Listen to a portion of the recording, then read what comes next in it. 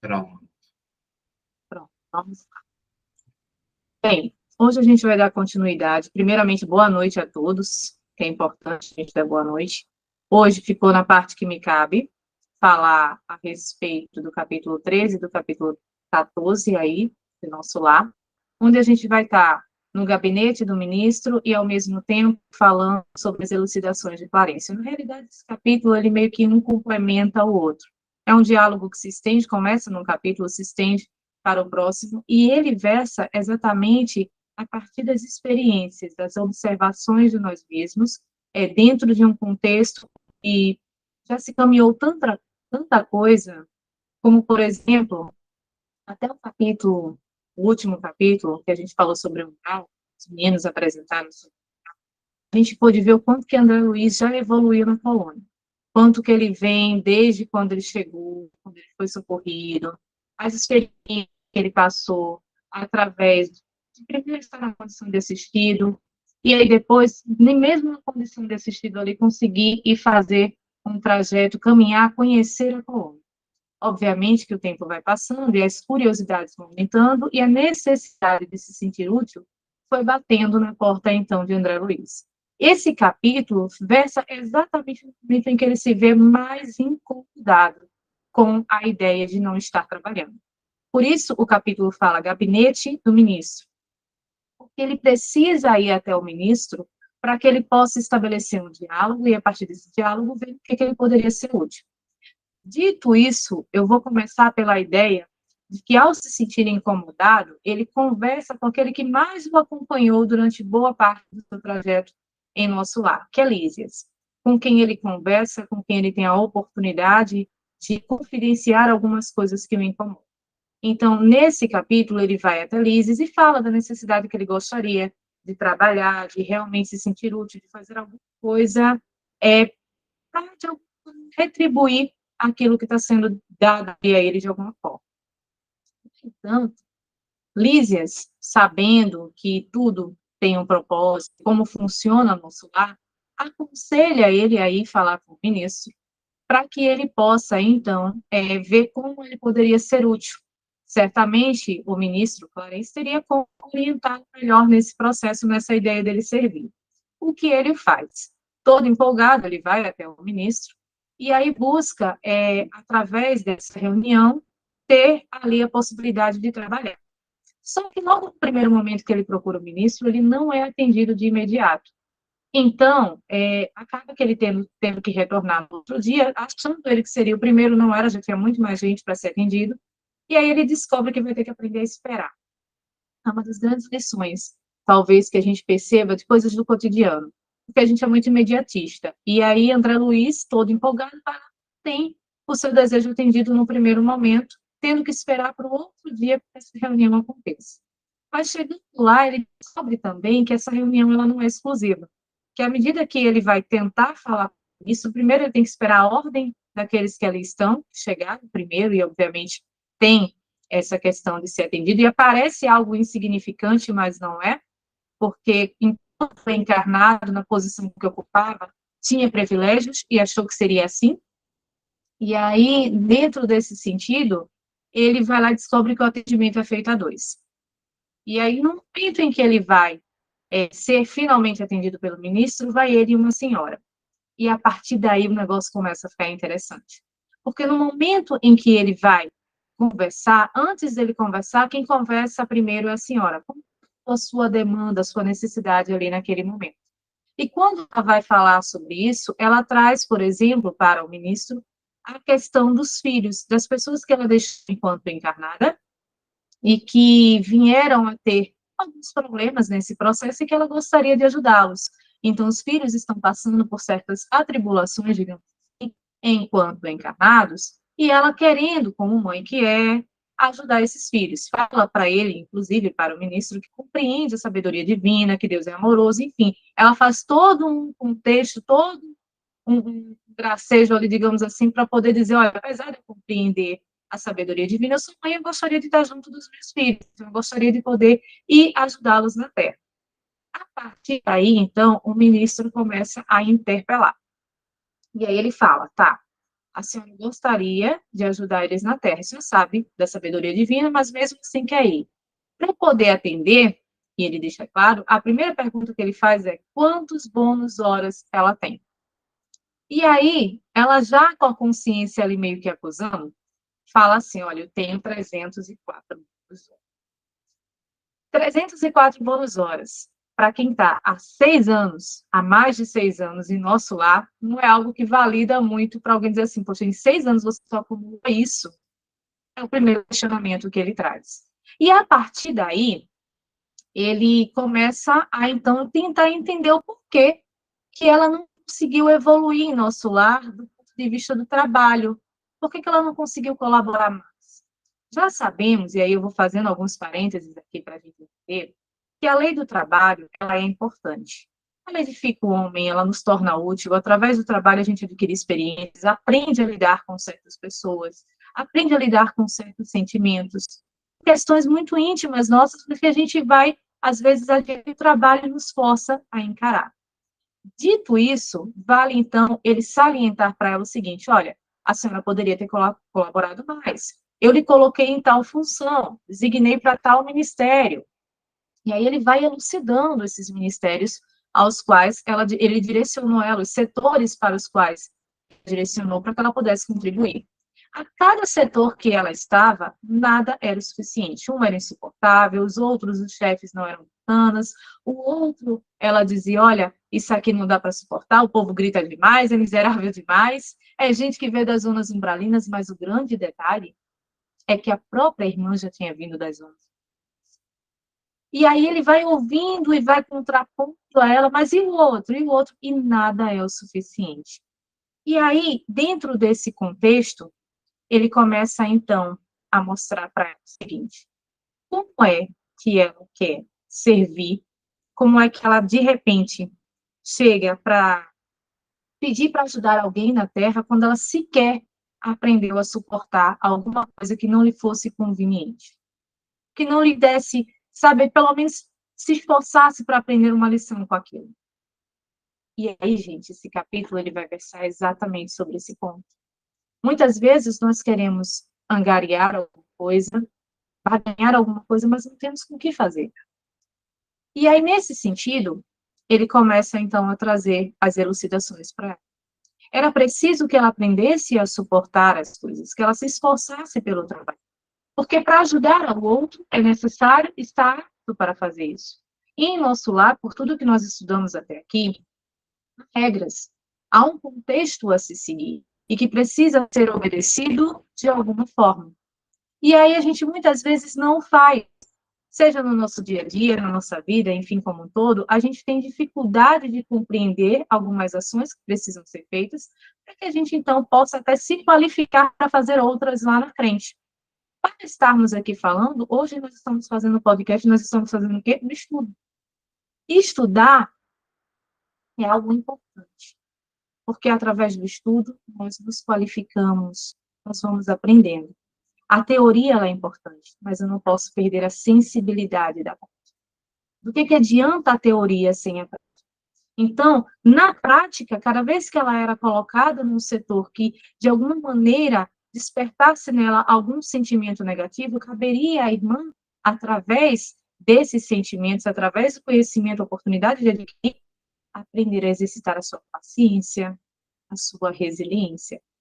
O evangelho, sem que a gente pegue ele e transforme na nossa prática, ele vira letra morta. E muitas vezes a gente não percebe isso. Então, esse contexto todo, ele deixa para ela uma reflexão do seguinte, olha, a senhora, ao longo da sua existência, não suportou nada e nem ninguém. Nem enquanto encarnada, e muitas vezes, e aí ficou evidente, nem mesmo desencarnada.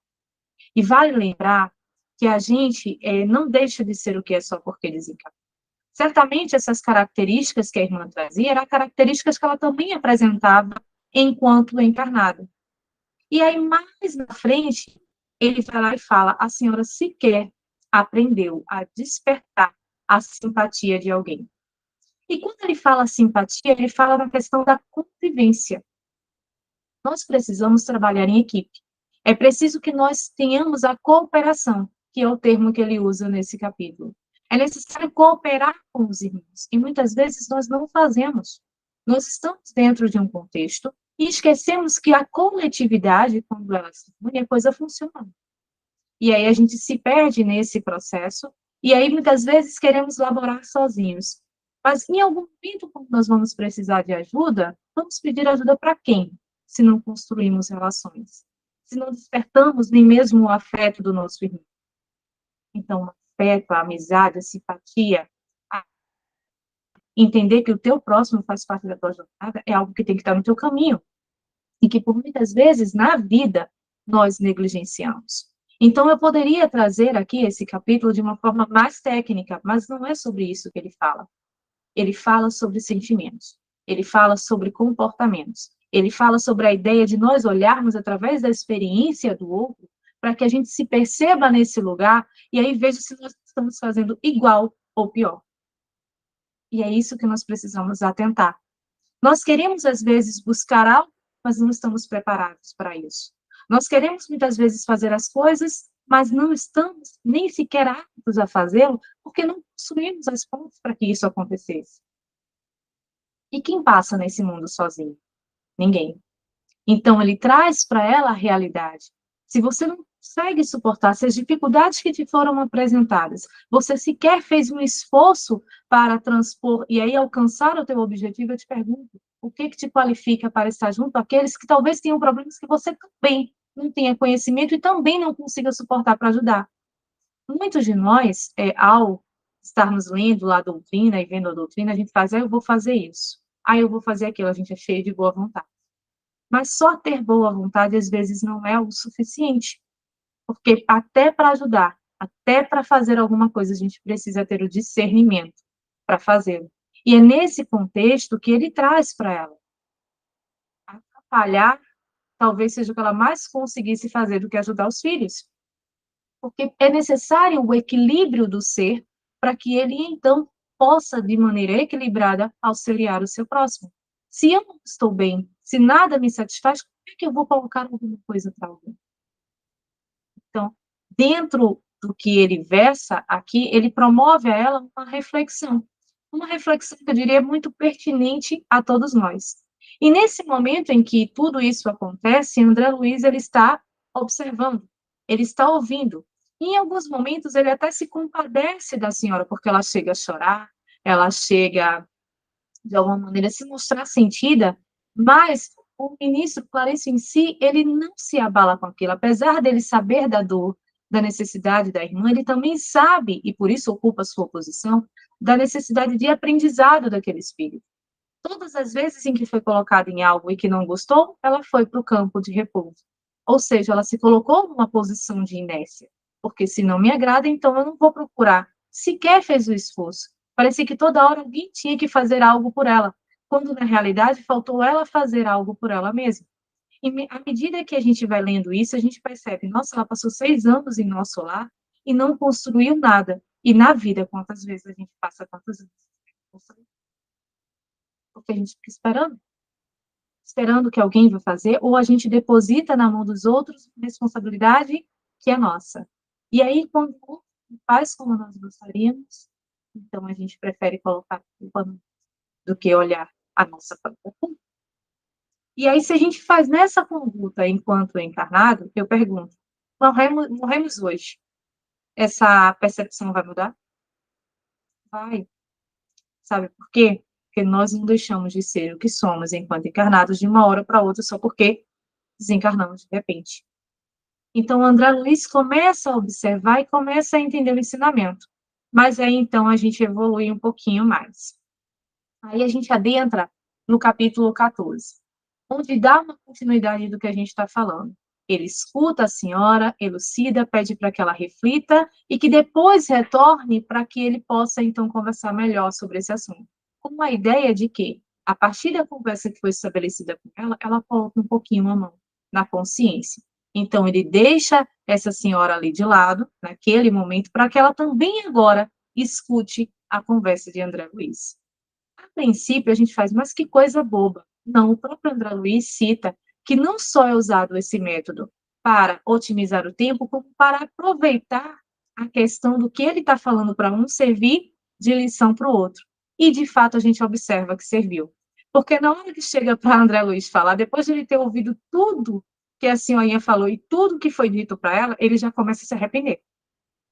Meu Deus do céu, aquela hora que a alma vai saindo do corpo, você vai ouvindo o cara falando lá o negócio, né? E você faz, eu vim pleitear uma coisa aqui, amiga, não tem condições de fazer. E aí você quer correr, e é o que ele relata, e o mais interessante quando a gente lê esse capítulo, eu não sei vocês, mas eu me envolvo muito na história, eu gosto muito de estar viajando ali no sentimento daquilo que está rolando. E aí eu comecei a rir, disse, gente, mas eu acho que eu teria sentido a mesma coisa, dá vontade de sair correndo naquele momento que você se arrepende, para que eu vim falar sobre isso? Se eu não estou pronto também. Mas ele só teve essa percepção, e só mudou sua linha de raciocínio a partir da conversa que ele ouviu. Só que aí já era tarde. Chega a vez dele, ele já não tem muito como correr, e o ministro, já percebendo que ele já estava tremendo da base, chega só, pronto, para te ouvir, e dá a ele a palavra. No primeiro momento, quando o André Luiz teve a ideia de falar com o Encio, lá atrás, ainda na conversa com Isis, a ideia é que ele fosse pleitear um serviço onde ele pudesse contribuir como médico, que era o seu ofício enquanto encarnado. Entanto, depois que ele começa a ouvir a conversa, ele começa a tremer um pouco na base.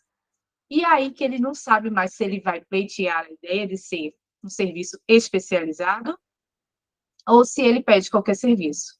Por um lado, a ideia dele é, não, eu vou pedir um serviço especializado porque eu me qualifiquei para isso, eu fiz isso na Terra e posso contribuir aqui no plano espiritual.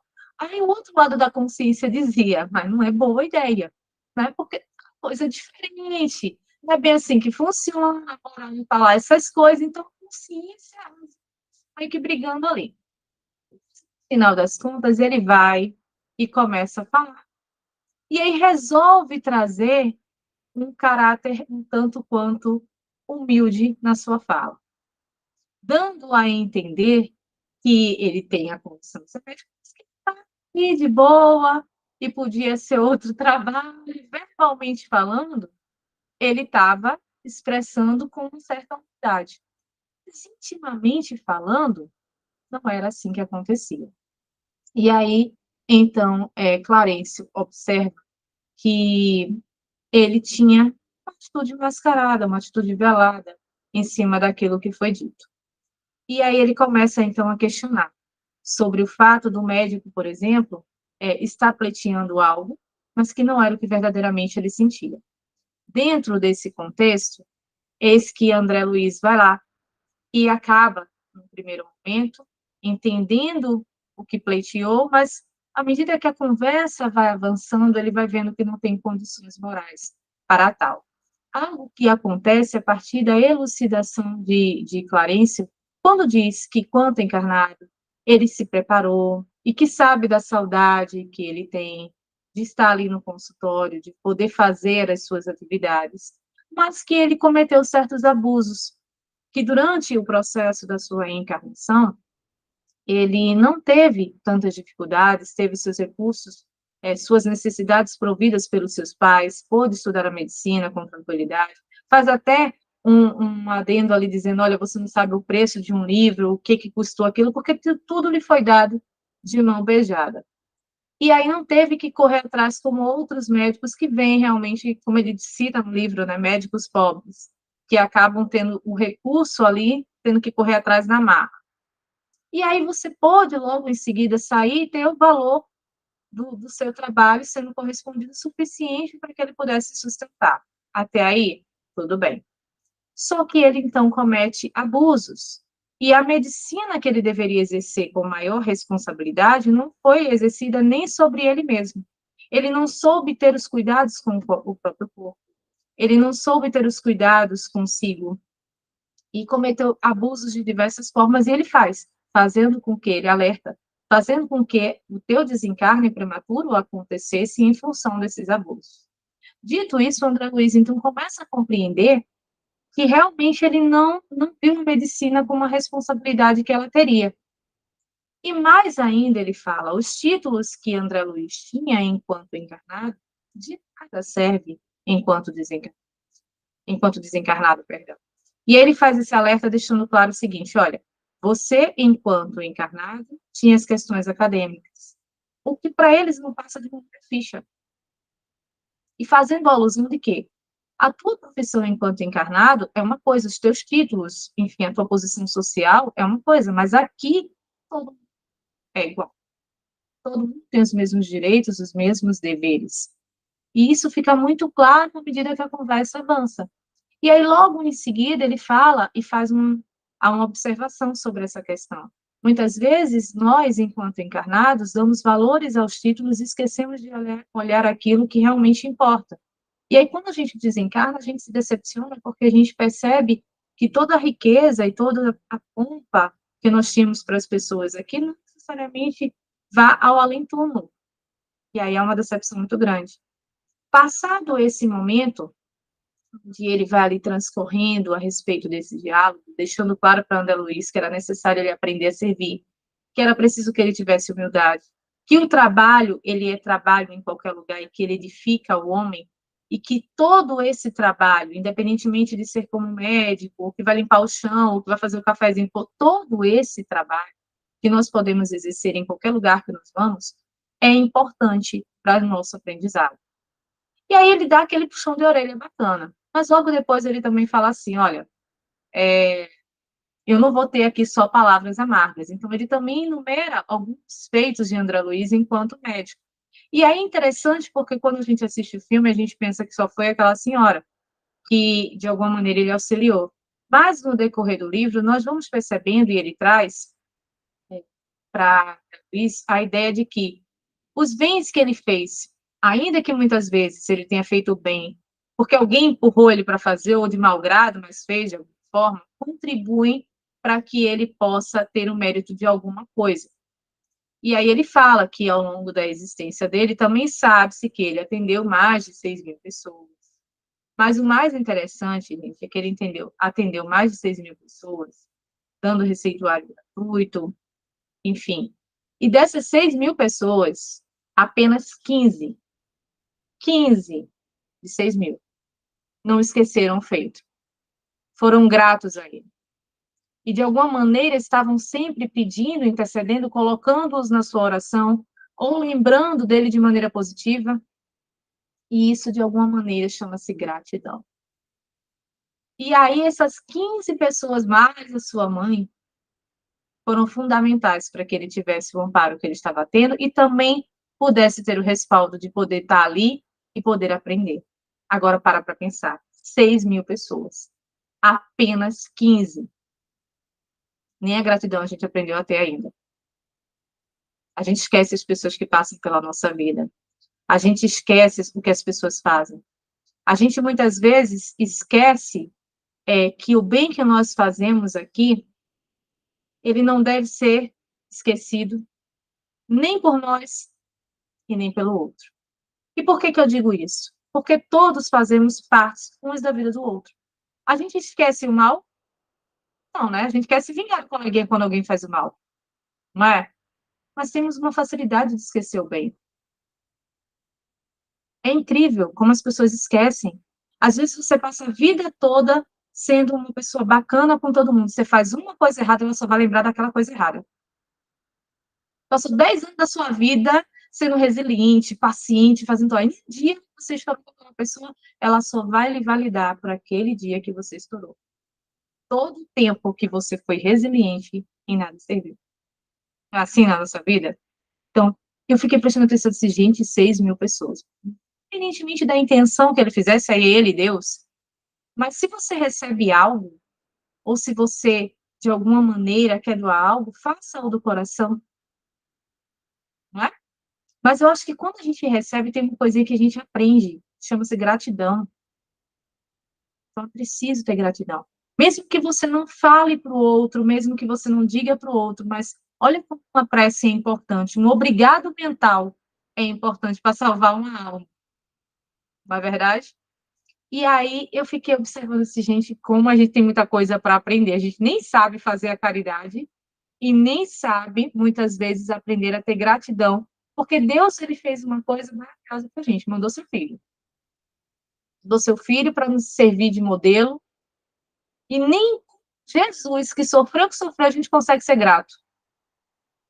A gente não consegue. É incrível como nós precisamos aprender sobre isso.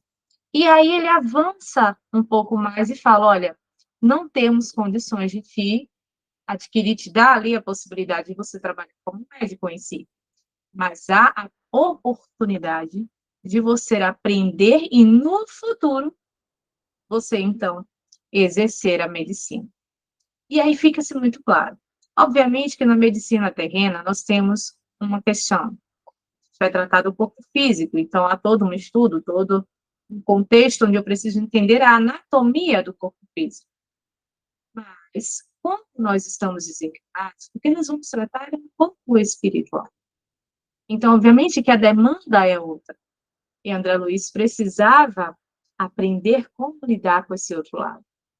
Toda a sua questão da fisiologia humana ajudaria, sim, mas não era tão útil no plano espiritual, porque ele precisava entender a medicina de uma forma diferente.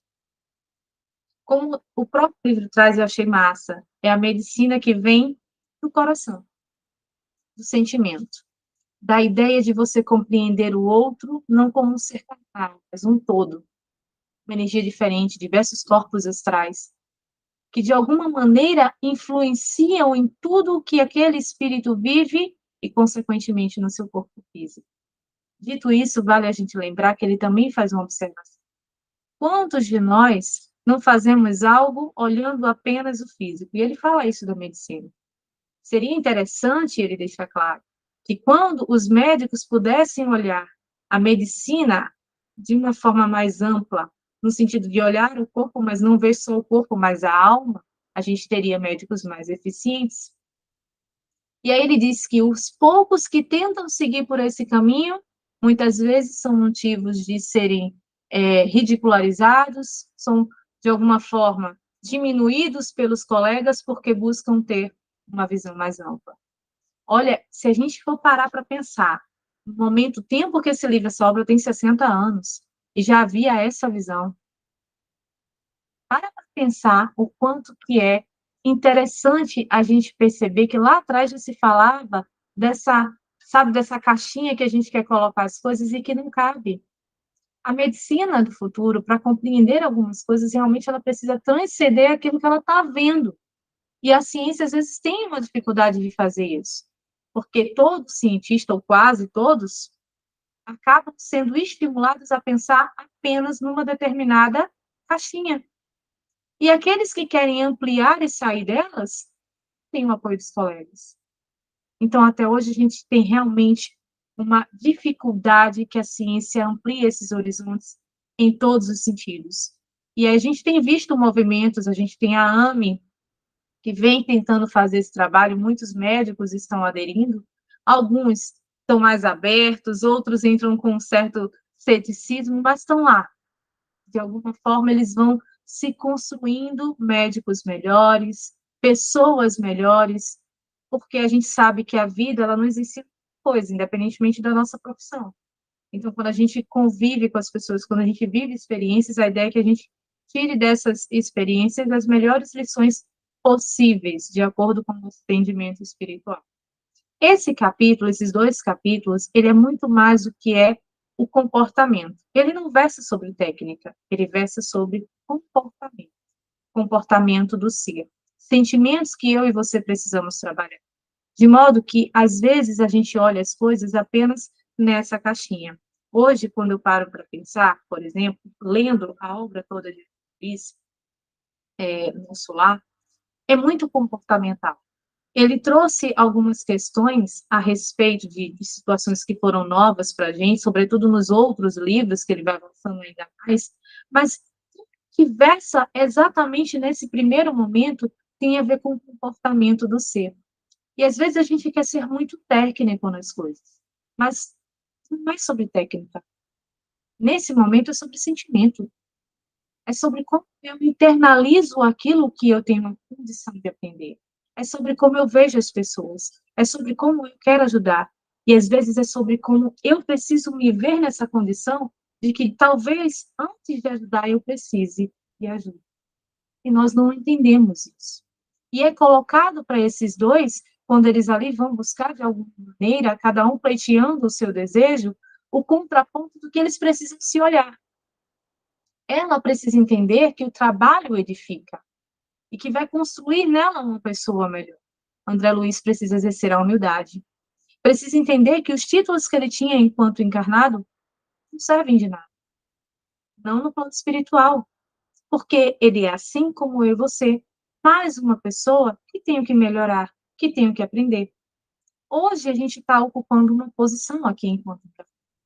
Amanhã ou depois, em outras encarnações, essas posições serão outras. Porque são meras posições sociais. Mas aquilo que você constrói enquanto espírito é o que você vai levar e que vai perpetuar à medida que você for avançando nas suas encarnações. A gente lembra disso? Não lembra. Na maioria das vezes, o que a gente quer é ser extremamente técnico. A gente pega as religiões, a gente pega aquilo que a gente aprende e coloca numa caixinha, esquecendo que estamos falando de seres individuais e que cada um tem o seu processo de aprendizagem. Que cada um, muitas vezes, vai precisar lidar com a indiferença do outro, vai precisar lidar com a sua própria questão de se olhar no espelho e dizer, tá bacana, encarar a sua realidade.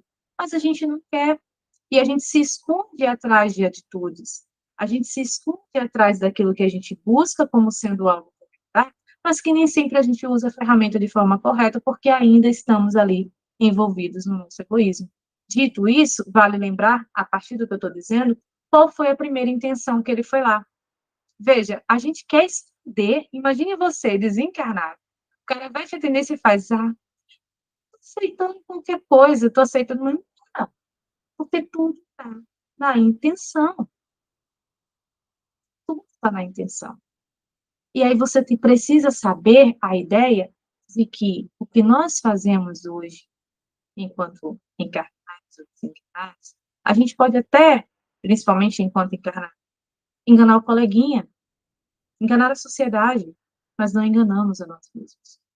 Então, quando nós fazemos a caridade, e mesmo quando essa caridade, como ele mesmo coloca aqui, não é feita da melhor forma, ele usa até um termo bem antigo que é troça, e aí quando você vai procurar no dicionário, dá a entender como zombaria, enfim, tem vários outros adjetivos, e aí ele coloca essa questão, mas veja, mesmo assim, o outro que está recebendo, às vezes, não percebe a tua intenção, ele só sabe ser grato. E mesmo quando ele percebe a tua intenção, ele está feliz do mesmo jeito pelo benefício que recebeu. Vou trazer aqui um exemplo. Já vi situações em que as pessoas fizeram a caridade por fazer. E eu já falei isso aqui outras vezes. Muitas vezes, quando nós não temos o cuidado ao fazer a caridade, nós perdemos o mérito da ação. Para nós mesmos. Para nós mesmos. Porque em algum momento a nossa consciência vai mostrar que a gente poderia ter feito direito. E a gente talvez vai se arrepender, mas, poxa, fiz de todo jeito. Fiz, né? Mas podia ter feito de um jeito, com um coraçãozinho mais tranquilo. No entanto, aquela pessoa que vai receber, ou que recebeu, ela vai se beneficiar do mesmo jeito. E talvez ela veja isso. Talvez ela perceba que a caridade foi feita por alguma outra situação que não era a que seria mais interessante. Mas, de qualquer maneira, ela recebeu. E ela pode, independentemente do que ter visto ou não, sentir a gratidão. E sentindo essa gratidão, que é algo que fica no coração, é energia. Então, na vida, são escolhas nossas fazer de um jeito ou fazer de outro. A gente pode fazer direito, pode fazer mal feito. Mas qualquer coisa que a gente faça tem consequência, boa e ruim. Então, vale nós pensarmos sobre isso. Hoje, quando eu vejo todo o movimento social que nós temos em diversos setores, religiosos, políticos, sociais, cada um tem a sua verdade, cada um tem a sua forma de ver a vida, mas todos esbarram no mesmo problema. As pessoas são extremamente egocêntricas. Elas querem o mérito do que elas estão fazendo, mas às vezes não são elas, ou não se faz só. Então, a gente precisa entender que um trabalho, quando ele funciona de forma harmoniosa, ele vai mais longe, e a gente não entende isso. Por isso que nosso lar fala tanto, e ele versa tanto sobre a cooperação mútua. As pessoas não precisam se ver como adversários, nem como inimigos. Elas precisam aprender a se ver como companheiros. Algo que nos falta numa sociedade como temos hoje. Sempre tem alguém querendo ser mais do que o outro em qualquer meio social que se vá. E nós não precisamos disso. Nós precisamos de cooperação. É servir e entender que aquele que está servindo junto com você é tão importante quanto você. Por isso que ele fala desse trabalho.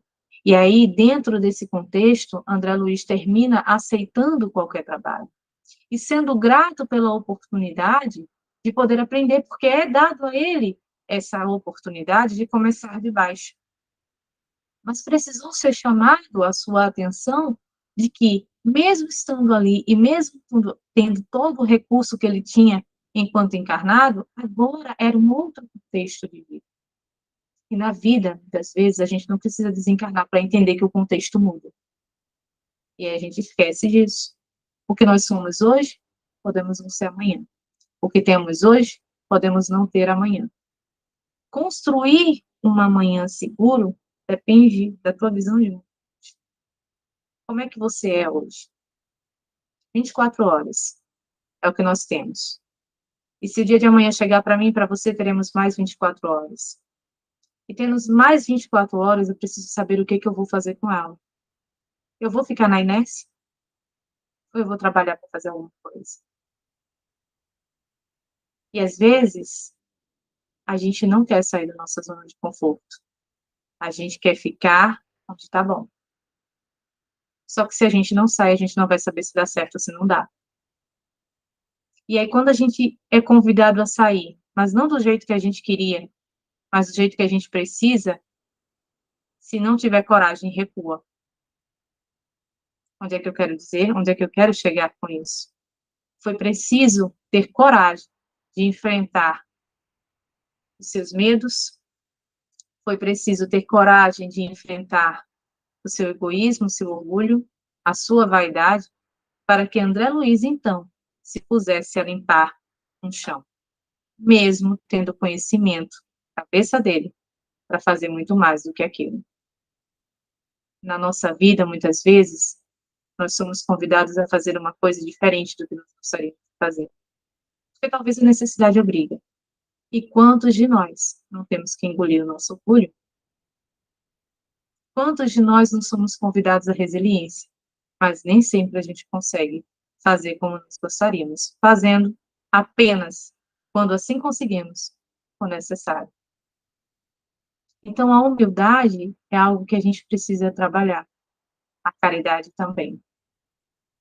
E aí, a caridade, de uma forma ampla, ela versa pela ideia de eu entender como que eu olho o meu semelhante. Porque a caridade material é a que nós mais conhecemos. Mas a caridade moral é aquela que nós queremos fazer, mas fazemos tudo errado. Porque sempre, na maioria das vezes, nós vamos envenenando um pouquinho alguns sentimentos que nós ainda não trabalhamos.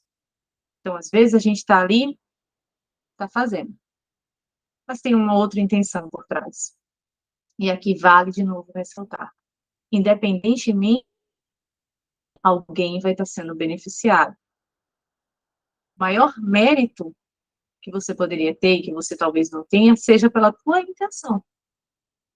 Mas vai ter alguma coisa? Vai. Por menor que seja, vai. Mas à medida que a consciência amplia, você vai entendendo que as coisas vão sendo feitas e tudo aquilo que vier para você é consequência de uma atitude que você fez o bem, sem olhar a quem, sem esperar nada em troca. Isso é construção do ser humano. Porque ainda hoje a gente espera. A gente quer algo. A gente quer louros. A gente quer alguém aplaudindo. A gente quer a sociedade olhando. Por mais que se diga que não queira. Então, cada um trabalha isso em si. A doutrina espírita, ela é uma doutrina, a meu ver, libertadora. mas ela, ao mesmo tempo, ela te coloca no espelho da realidade do que você é. E estando no movimento há tanto tempo, eu percebo que muitos de nós temos dificuldade de olhar no espelho. Então, a gente vê movimentos avançando, mas às vezes nós não avançamos. Nós estamos em movimento, mas estar no movimento não quer dizer que estejamos nos movimentando da maneira correta. Então, fica uma reflexão para todos nós. Mesmo em nosso lar, onde tudo acontece de forma muito serena, mas ao mesmo tempo de forma muito objetiva, até o que a gente estudou até esse momento, a gente percebe até movimentos, digamos assim, até rebeliõezinhas, protestos a gente teve em nosso lar. Por conta de mudanças, a gente falou isso no capítulo anterior, de alimentação.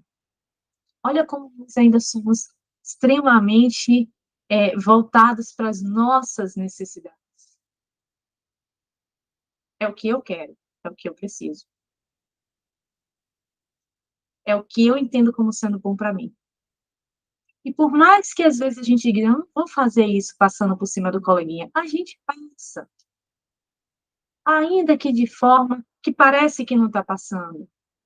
Se eu fiz isso, eu fiz aquilo, não foi com essa intenção. Engana-se os outros, mas não se engana a Deus. Então, toda vez que nós vamos nos dirigir numa prece, que essa prece seja sincera, toda vez que nós vamos, de alguma maneira, fazer algo, que possamos colocar ali os nossos melhores sentimentos. Que a gente possa realmente se policiar nas nossas atitudes. A doutrina espírita, ela nos educa, mas ela nos educa a partir do momento que a gente quer ser educado. Então, lá na senhorinha, cada situação daquela que foi colocada foi para que ela trabalhasse um aspecto da sua personalidade, para que ela se educasse. Ninguém disse que seria fácil. Mas se ela não queria, como é que alguém educa? A mesma coisa é a doutrina. Nós estamos aqui, mas é preciso querer aprender com a doutrina. Só estar na doutrina não nos faz aprender. Às vezes a gente consegue atender muita coisa técnica. Eu vou fazer isso, vou fazer aquilo, e é válido, porque sem técnica também, sem conhecimento de alguma forma, você fica perdido. Mas existem momentos que não é técnica, é sentimento, é emoção, é sair da caixinha. Tem coisas que técnica não funciona. Às vezes você precisa aprender a falar e a ouvir com o coração. Porque quando a gente faz isso, a gente se abre mais para o mundo. E o mundo chega mais perto da gente. Nós não precisamos ter um ambiente competitivo. Nós precisamos ter um ambiente cooperativo. Isso é para a vida.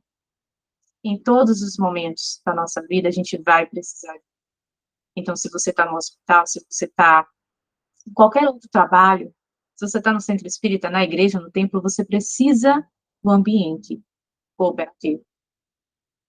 Quando há cooperação, as coisas funcionam. Quando há disputa, as coisas vão caindo. E elas caem não porque a doutrina ou qualquer outra questão não funciona. Elas caem porque o ser humano não se vê nessa questão. Então, quando a gente muitas vezes vê algo dando errado, não é porque deu errado porque a doutrina é ruim ou o ensinamento não foi o correto, não. Deu errado porque nós não trabalhamos com a ferramenta do jeito que ela precisa ser trabalhada. Por isso se fala tanto de reforma íntima. Quando fazemos a reforma íntima aqui, chegamos do outro lado, um pouquinho mais tranquilos. Mas eu pergunto, quantos de nós conseguimos fazer essa reforma íntima toda aqui? É difícil. Mas se eu tentar um pouquinho, todos os dias, alguma coisa, eu pelo menos estou me colocando no caminho. Mas se eu não fizer nada, aí é que vai ficar muito difícil ainda. Então, que a gente faça essa reflexão. Hoje, realmente, o capítulo eu poderia trazer de outra forma. No entanto, não era a forma que precisava ser lida. Era essa forma que eu falei que precisava ser lida. E por isso eu me ative a ela. Então, como eu disse, hoje não é técnica, hoje é sentimento. Hoje é olhar o nosso comportamento. Nós não precisamos, às vezes, fazer algo para dizer, olha, fiz isso aqui e aprendi com isso. Não, às vezes a gente pode aprender com a experiência do outro, com o conselho, com aquilo que o outro faz, a gente faz, olha, realmente, hein, vale pensar se esse caminho é o ideal ou não. Então, a gente tem que olhar as coisas de uma forma, talvez, com um olhar de, será que eu não estou fazendo isso? Será que eu também não peco nesse sentido? É para isso que a literatura serve. O Livro dos Espíritos, ele vai nos trazer alguns esclarecimentos extremamente pertinentes de outro ponto de vista.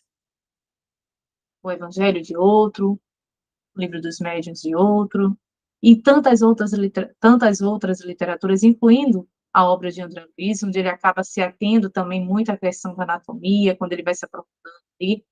Mas existem coisas que não se trata disso. Se trata de comportamento. E hoje o capítulo fala de comportamento. Fala de intenção, de olhar para dentro, e não de olhar o que o outro faz, mas olhar o que tu está fazendo, o que você está fazendo. Como é que você é? Como é que você quer ser? Para chegar no que você quer ser, é preciso reconhecer o que você é hoje. Senão a gente não chega.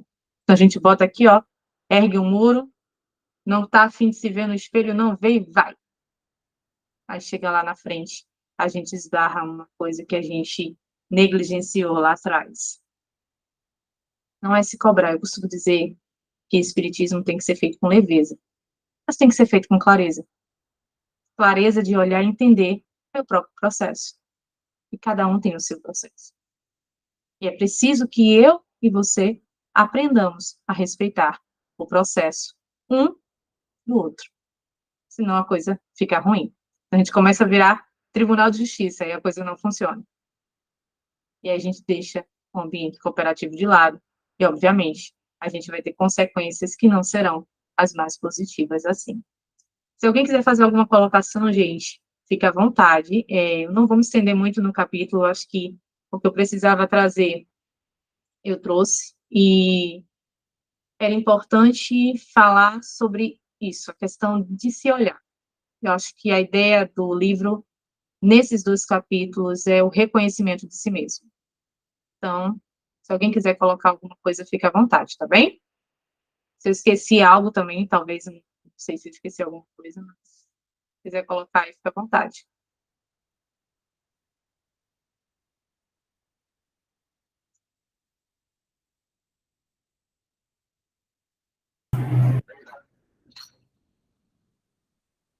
Vamos lá ao bate-papo.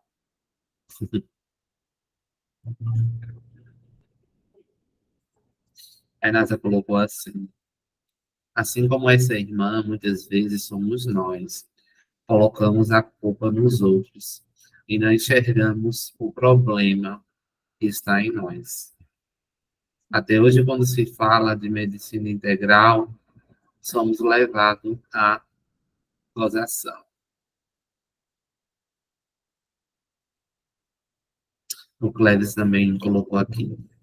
15 pessoas gratas e um total de 6.000 pessoas atendidas. Mesmo que por troca, praticou atos meritórios, o que lhe rendeu 0,25% de gratidão por parte dos atendidos. Isso diz muito a respeito da forma como André Luiz viveu, mas mostra muito da ingratidão que as pessoas carregam consigo. Ana Luísa falou muito bom e importante, muito clara. É isso, gente. É isso, eu gostei aqui, a colocação de Nasa é muito verdade. A gente hoje, ainda hoje, né, mesmo com tantos avanços, a gente percebe que as pessoas ainda fazem um certo escárniozinho em relação a isso, quando você fala de medicina integral, ainda tem, e a própria população também, de certo modo, ela não compreende, porque também não é dado a ela essa informação de que deveria ser algo mais amplo, se a própria ciência ainda tem dificuldade de entender isso. E o que... Agora, eu gostei do 0,25, viu, Cleves? Fez o cálculo real aí. 0,25% de ingratidão. A matemática não é meu forte, sou de humanas. Mas, assim, gostei do cálculo. Top. E é isso, nós ainda temos dificuldade de sermos gratos. Independentemente da personalidade de André Luiz, é aquilo que eu falei. Às vezes você vê uma coisa e, cara, pega o que tá bom ali, sabe? A gente tem mania de muitas vezes apontar o defeito do outro, mas consegue valorizar o pouco que vem. Então, independentemente de como veio, bora agradecer. De alguma maneira, isso nos ajuda, nos serve, e o outro, ele vai se entender depois com ele mesmo, com a própria consciência, com Deus, não precisa a gente estar, né, ali querendo bancar o jogador. E, Ana Luísa, muito obrigada. Viu? Vamos aí seguindo estudando, né? Porque a gente sabe que a vida é isso, é estudo, e é importante a gente trazer para a gente. Sabe, trazer para os outros é fácil. Agora, trazer para a gente é mais difícil. E é o necessário, a gente só muda quando a gente se olha. Né? Então, gratidão, cálculo de coisa de engenheiro, meu amigo, não vou nem para longe, nem queira, ficamos na humana mesmo. Humano sai, mas cálculo não é meu forte, realmente. Gratiluz a Venha vocês não, pela Vanessa. Eu levantei a mão só para colocar um adendo. Não venha não, que Fique à cálculo não é o vontade, seu meu irmão. forte. Perdão, eu estava aqui e não prestei Porque, atenção. não, porque cálculo não é o seu forte. E aquele que você já repetiu não sei o quê, não sei quantas vezes. Eu só lembrei agora de você. Não venha Ai, não, não venha com essa Foi, conversa não. foi também. Lembrei na hora. oh, minha gente, é porque eu fico prestando atenção, aí dá nisso. Ô, os coleguinhas, hein? Os coleguinha. Mas é isso, gente. Eu espero que tenha dado para entender um pouquinho. E se vocês quiserem trazer mais algumas observações, fiquem à vontade, mas como eu disse hoje, não era realmente algo para a gente ir para a técnica, era algo mais comportamental. Então, que fique aí para a gente se observar nessa questão comportamental, que nós precisamos estar sempre de olho, né, em nós mesmos, não é no outro, é nós, no nosso comportamento, naquilo que nós estamos fazendo. E a primeira mudança, ela é de dentro para fora. Às vezes a gente quer mudar o mundo, mas nem mudou o que está aqui dentro. Então fica difícil. Né? E você, no momento todo da sua exposição, eu estava aqui montando a minha aula de quinta-feira, né? Que fala sobre a lei da dor. Se nós passarmos a enxergar, quando a gente passa a pegar a história do nosso lar e estudar assim, de forma profunda e ver os ensinamentos que essa história nos traz, né? Algumas coisas que você falou linkou muito com o que eu estava aqui lendo e montando o slide, que nós necessitamos desse processo de dor, né? De se conhecer, para sermos melhores. E aí a gente vê dentro desse estudo que André Luiz, a todo momento, por mais que ele não queira, ele está sendo impulsionado, né, a passar por Isso. esse processo. Gostosinho não é, não. Vamos ser sinceros, não é legal. Se a gente pudesse escolher ser só pelo amor, seria maravilhoso. Mas o problema é que, enquanto espíritos aqui buscando evoluir de alguma maneira, a gente vai precisar passar por coisas que nós criamos, né? E de alguma maneira precisamos reparar. Não é agradável, mas também não precisa ser penoso. E a gente vai entendendo isso com a resiliência, com a paciência. Quando a gente desenvolve isso, ressignifica o olhar, até a dor parece mais suave, por incrível que pareça. Porque o Tudo nível de depende do compreensão nosso, do espírito, tudo depende do nosso ponto de vista, né? Como do vamos nível de compreensão enxergar. vai mudando. Isso aí. Mais alguém quer falar algo? Quer ajudar? Podemos finalizar o estudo de hoje.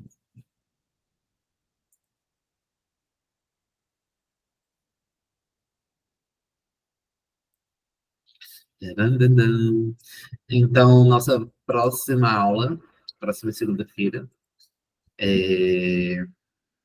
vai ser o capítulo 15 e 16, com os temas A Visita Materna e Confidências. Expositores vai ser Jean e Marcelo. Então, aguardamos Também. vocês mais uma segunda-feira. E quem quer fazer a nossa prece para finalizarmos o estudo da noite?